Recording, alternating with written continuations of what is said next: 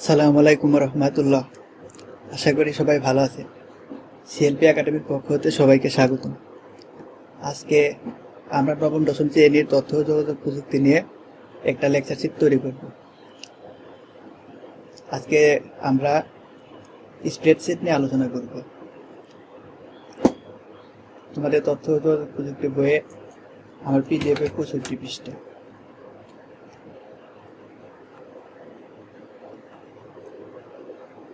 Spreadsheet নিয়ে প্রথমে কিছু বেসিক আলোচনা করা দরকার। স্প্রেডশিট কী কী কাজে ব্যবহার করা হয়? স্প্রেডশিট মূলত বিভিন্ন হিসাব নিকাশ এগুলাতে বেশি ব্যবহার করা হয়। যেমন ভিন্ন রকমের সংখ্যা, অক্ষরভিত্তিক উপাত্ত নিয়ে কাজ করা যায়। ভিন্ন ধরনের হিসাবের জন্য সুবিধাকরণ, কলাম ও সারি থাকার কারণে উপাত্ত শ্রেণীকরণ সহজ হয়। বিভিন্ন সূত্র ব্যবহার করে অনেক বেশি উপাত্ত নিয়ে কাজ করা যায়। বিভিন্ন ফাংশন ও সূত্র আকারে ব্যবহার করে সহজে উপাত্ত বিশ্লেষণ করা যায় এবং পাশাপাশি আকর্ষণীয় কিছু গ্রাফ বা চার্ট ব্যবহার করে উপস্থাপন করা যায়। স্প্রেডশিট সফটওয়্যার আমরা কিভাবে ওপেন করব? প্রথমে আমরা এটা জেনে আসি। প্রথমে কম্পিউটার স্টার্ট বাটনে গিয়ে মাইক্রোসফট অফিস নামে একটা ফোল্ডার পাবো। যে কোনো কম্পিউটারে মাইক্রোসফট অফিসে গিয়ে এখানে এক্সেল লেখা থাকবে। এটা ক্লিক করলে একটা ডকুমেন্ট চলে আসবে, ঠিক এরকম একটা পেজ চলে আসবে। এটা হচ্ছে আমাদের স্প্রেডশিটের মূল সফটওয়্যার বা প্রোগ্রাম, যেখানে এখানে এ বি সি গুলো হচ্ছে কলাম, 1 2 3 4 এগুলো সবগুলোকে সারি বলা হয়। এখন আমরা একে একে পরিচয় পাবো। এখন যদি আমি যদি এই কলামটাকে বিবেচনা করি, এই ঘরটা হচ্ছে এ নাম্বার কলাম এবং 1 নাম্বার সারিতে আছে, মানে এই ঘরটার অবস্থান হবে A1 হবে এই ঘরটার অবস্থান। এখন যদি আমি বলি এই ঘরটা, তাহলে এই ঘরটা হবে C5, এই ঘরটার অবস্থান হবে C5। এবং এটার যদি অবস্থান বলি, এটার অবস্থান হবে B number column, C number সারি, মানে হচ্ছে B3। এগুলো আমরা যে কোনো কলামের অবস্থান আমরা খুঁজে বের করতে পারি।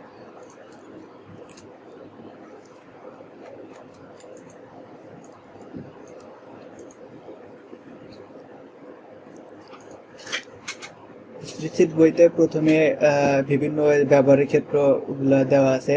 তারপরে আমাদের স্প্রেডশিট ব্যবহারের যে কৌশলগুলো আছে, একে একে আমরা কৌশলগুলো শিখব। আচ্ছা, প্রথমে স্প্রেডশিটে আমি আগে থেকে একটা সেভ দিয়ে রেখেছি, এটাতে আমরা শিখব। এখানে বাংলা, ইংরেজি আর ম্যাথ 3টা সাবজেক্ট দেওয়া আছে। বাংলা, ইংরেজি, ম্যাথে সামেশন হচ্ছে যোগ করা। এখানে আমার এটার কলাম নাম্বার হচ্ছে এ এবং সারি নাম্বার হচ্ছে 3, তার মানে এটা আমাদের A3, এটা B3, এটা C3, এটা A4, এটা B4, এটা C4। আশা করি এতটুকু বুঝতে পেরেছি। আচ্ছা, এগুলো আমরা কিভাবে এখন যোগ করব এটা দেখাবো। যোগ করার জন্য 2টা পদ্ধতি শেখাবো। একটা, আমরা যে কোনো স্প্রেডশিটে যে কোনো ফর্মুলায় ব্যবহার করি না কেন, সর্বপ্রথম আমাদের সমান দিতে হয়। সমান ছাড়া কোনো ফর্মুলা কাজ করে না। সমান দেওয়ার পর আমরা ম্যানুয়াল যোগ করতে পারি। একটাকে বলা হয় ম্যানুয়াল যোগ, আর একটাকে বলা হয় ম্যানুয়াল ছাড়া, মানে একদম সাম আকারে যোগ। ম্যানুয়াল যোগের ক্ষেত্রে এটার নাম কি? A3। তাহলে আমাদের এই ঘরটার নাম দিব A3, তারপরে যোগ A3 মানে এই ঘর, তারপরে B3 যোগ C3 দিলে, ইন্টার দিলে আমাদের এই ঘরগুলো যোগ হয়ে যাবে। এটা ম্যানুয়াল যোগ করা হলো A3 plus B3 plus C3, এখানে লেখা আছে। আচ্ছা, এটা আরেকভাবে যোগ করা যায়। আমরা সামেশন মানে হচ্ছে যোগ করা, সামেশনের সংক্ষিপ্ত রূপ হচ্ছে সাম আকারে লিখতে পারি। এটার ফরম্যাট হচ্ছে সাম দিয়ে ফার্স্ট ব্র্যাকেট, প্রথমটা শেষেরটা, মাঝে যত আছে সবগুলো যোগ হয়ে যাবে। এর নাম হচ্ছে, এই ঘরটার নাম হচ্ছে A4, ঘরটার নাম A4 এই ঘরটার নাম হচ্ছে C4। A4 দিলে আমাদের টোটাল ঘর সব যোগ হয়ে যাবে।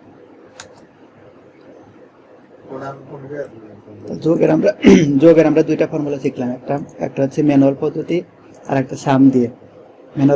ম্যানুয়াল হচ্ছে সবগুলো যোগ করতে হবে, আর সাম দিয়ে আমাদের প্রথমটার শেষেটা দিলে সবগুলো যোগ হয়ে যাবে। এটা হচ্ছে সহজ পদ্ধতি। পরীক্ষাতে সহজ পদ্ধতির কথা বললে আমরা সাম ইকুয়াল টু এটা দিব। একইভাবে অ্যাভারেজ মানে হচ্ছে গড়। গড় দুইভাবে করা যায়। আমরা যদি বলি যে equal to first bracket manual করি A3 plus B3 plus C3 মানে 3টা, এটাকে যদি ভাগ করি 3 দ্বারা, তাও এটা সাম হবে, অ্যাভারেজ হবে, মানে 3টা যোগ করে 3 দ্বারা ভাগ, অ্যাভারেজ পাওয়া যাবে। অথবা এটার পদ্ধতি আছে, সেটা হচ্ছে AVE অ্যাভারেজ, অ্যাভারেজ। এটা is to শেষেরটা C4, A4 is to C4, সবগুলোর অ্যাভারেজ বের হয়ে যাবে। মান কিন্তু একই থাকবে, কোনো পরিবর্তন নাই, কিন্তু পদ্ধতি আমরা দুইটা ব্যবহার করলাম, এটা হবে। তারপরে সামেশনের ক্ষেত্রে ম্যানুয়াল যোগ করা যায়, সাম দিয়ে করা যায়। অ্যাভারেজের ক্ষেত্রে ম্যানুয়াল যোগ করে 3 দ্বারা ভাগ করে অ্যাভারেজ করা যায়, মানে যে কটা সংখ্যা থাকবে, যদি আর একবার থাকতো 4 দ্বারা ভাগ করতাম। অ্যাভারেজের ক্ষেত্রে কোনো কিছু ভাগ দরকার নাই, শুধু অ্যাভারেজ দিয়ে দিলেই সবগুলো যোগ করে অটোমেটিক্যালি সংখ্যা দ্বারা ভাগ হয়ে যাবে। আচ্ছা, এখন প্রোডাক্ট মানে হচ্ছে গুণ করা। আমরা কিভাবে গুণ করব? এখন আমরা গুণ করার জন্য ম্যানুয়াল পদ্ধতি ইকুয়াল এটা A3 ইস টু লিখতে পারি B3 লিখে দিই B3 is to C3।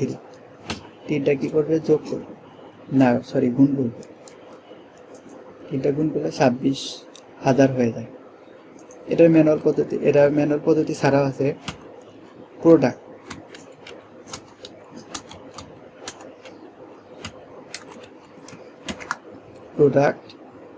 A4 is to শেষেরটা C4 দিলে আমাদের সবগুলো গুণ হয়ে যাবে।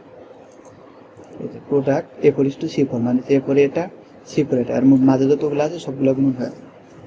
এটা আমাদের সহজ পদ্ধতি, কারণ এখানে অনেকগুলো থাকতে পারে, 10টা 15টা 20টা থাকতে পারে, প্রতিটা ম্যানুয়ালি যোগ করা গুণ করা সম্ভব নয়। প্রোডাক্ট দিলে আমাদের A to Z ওর ভিতরে যত আছে সবগুলো গুণ করে দিবে। এটা হচ্ছে আমাদের সহজ পদ্ধতি।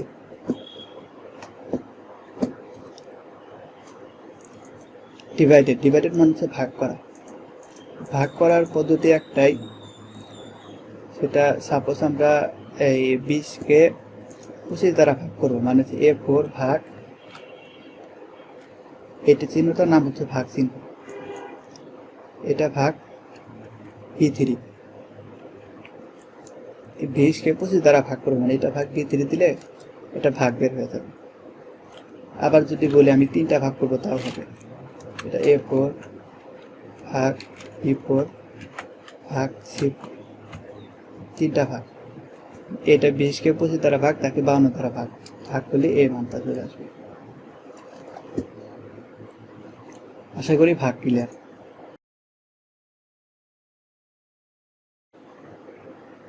আবার এমনকি সাপোজ 50 আমি যদি বলা হয় যে ইকুয়াল টু 50 A5 মানে 50 ভাগ 5 দ্বারা ভাগ দিব, তাও হবে।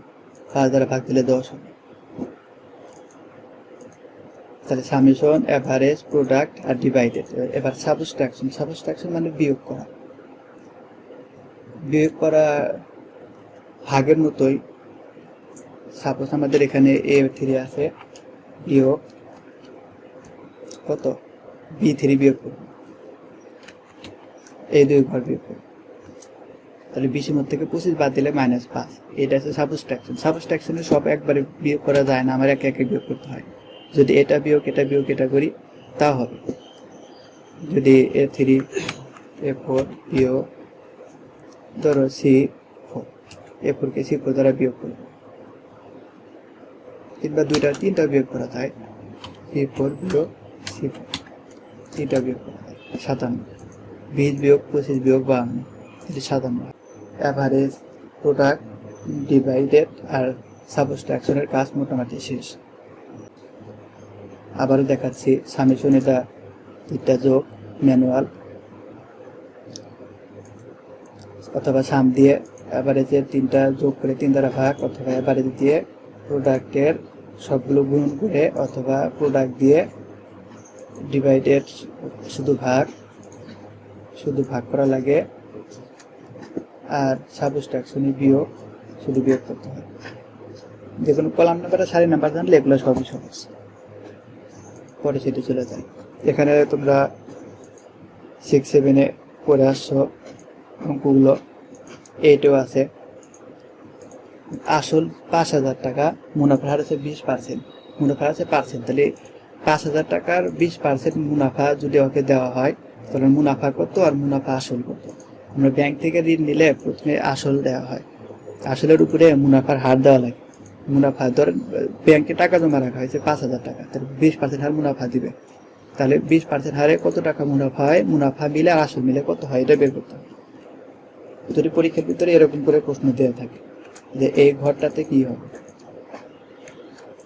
প্রশ্নপত্র দেওয়া থাকে যে এই ঘরটায় কি হবে, মুনাফা মানে হচ্ছে এটার 20%। তাহলে ইকুয়াল টু আমরা করি, এটা হচ্ছে A3, ঘরটার নাম হচ্ছে A3 টু B3%। A3 কে B3 দ্বারা পার্সেন্ট করা হবে। 5,000 টাকার 20% 1,000 টাকা মুনাফা আসে।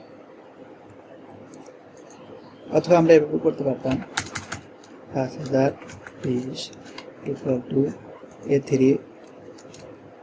এর হবে 4 স্টোরিক কত 20%। এটা দিলেও কিন্তু হয়ে যাবে মুনাফা। পরীক্ষাতে এমসিকিউ যদি তার যে প্রশ্নগুলো থাকে সেগুলো দুইটাই থাকতে পারে। এটা হচ্ছে A3 টু B3% আর A3 টু 20%। আচ্ছা, মুনাফা আসল হচ্ছে মুনাফা যোগ আসল, মুনাফা আসল। এটা দুইভাবে করা যায়। যদি বলা হয় যে A3 কে A3 টু B3% করে তার সাথে A3 যোগ, মানে মুনাফার কোনো সম্পর্ক করলাম না, মানে A3 কেও যদি 5,000 কে 20% করে তার সাথে কি আসল যোগ করলে মুনাফা আসল পেয়ে যাবে, একবারে হয়ে গেল। আবার যদি আবার যদি এই মানটা যদি পেয়ে থাকো, তাহলে A3 প্লাস C3 করলেও হবে। তবে এটা সম্ভবত পরীক্ষাতে আসে না। মুনাফা আসল প্লাস মুনাফা করলে মুনাফা আসল। একইভাবে তোমাদের বইয়ে একটা দেওয়া আছে করের কথা, আয় এত, করের হার এত, করের পরিমাপ হচ্ছে 60। এটা হচ্ছে দ্বিতীয় সমস্যা। এখানে বলছে যে 4,000 টাকার 15% কত, ক্রয় মূল্য 1200 টাকা হলে 16% লাভে বিক্রয় মূল্য কত। কিছু জিনিস চাইছে এখানে যে 4,000 টাকার 15% কত, তাহলে এটাই আমি এখানে লেখা আছে 4,000 টাকার করের হার 15%। তাহলে একদম সহজভাবে করতে পারবে, equal to A3 two B3%, 60 টাকা, করের পরিমাণ 60 টাকা। এখন যদি বলা হয় মোট কত টাকা কর দিতে হবে, তাহলে লিখতে হবে equal to A3 two B3% যোগ A3, 460 টাকা মুনাফা পাবে। যেখানে লেখা আছে দ্বিতীয় সমস্যাটা।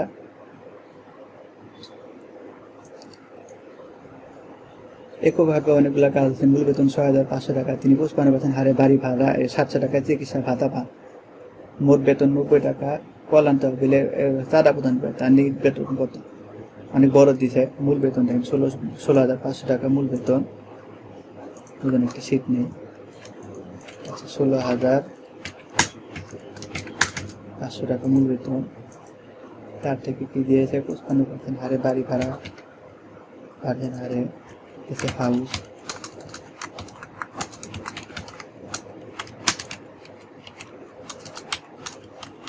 হারের মানে বাড়ি ভাড়া,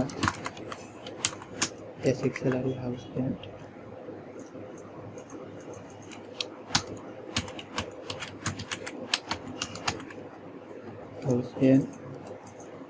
তারপরে আছে চিকিৎসা ভাতা, মেডিকেল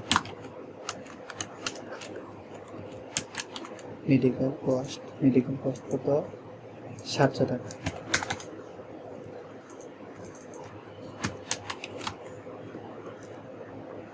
আমি ইংলিশে লিখলাম, যার কারণে বোঝাইতে সমস্যা হতে পারে। হাউস রেন্ট মানে বাড়ি ভাড়া, মেডিকেল কস্ট মানে হচ্ছে চিকিৎসা ভাতা। মোট বেতন হতে 90 টাকা কল্যাণ তহবিলে আর যে চাঁদান প্রদান করে, এখান থেকে আরও 90 টাকা চাঁদা প্রদান করে। তার নিট স্যালারি কত, আদার্স লেখা দিলাম। বেসিক স্যালারি এত রয়েছে 55% হাউস রেন্ট, মানে 55% হারে বাড়ি ভাড়া ভাতা পায়। আর 700 টাকা চিকিৎসা ভাতা পান, মানে 700 টাকা চিকিৎসা ভাতাও পান। সেখান থেকে 90 টাকা দান করেন, তাহলে বেতন কত হবে? তাহলে ইকুয়াল টু এইটা টু হাউস রেন্ট 55% টাকা হচ্ছে তাকে দিবে। এর সাথে আগেটার মতো এর সাথে বেসিক যোগ, মানে এতর 55% তো দিবেই, তার সাথে বেসিক তো থাকবেই, ওর সাথে আরো মেডিকেল কস্ট থাকবে, তার মধ্যে থেকে এটা পাচ্ছে, আদার্সটা পাচ্ছে। বিষয়টা হচ্ছে বেসিক স্যালারির 55% তো দিবেই, বেসিক স্যালারি তো দিবেই, মেডিকেল কস্ট 700 টাকা দিবে, আর যে 90 টাকা হচ্ছে ও দান করবে, তাহলে ও টাকা হচ্ছে বাঁচে। এটা হচ্ছে আমাদের নেট স্যালারি চলে আসবে। বুঝতে পেরেছি?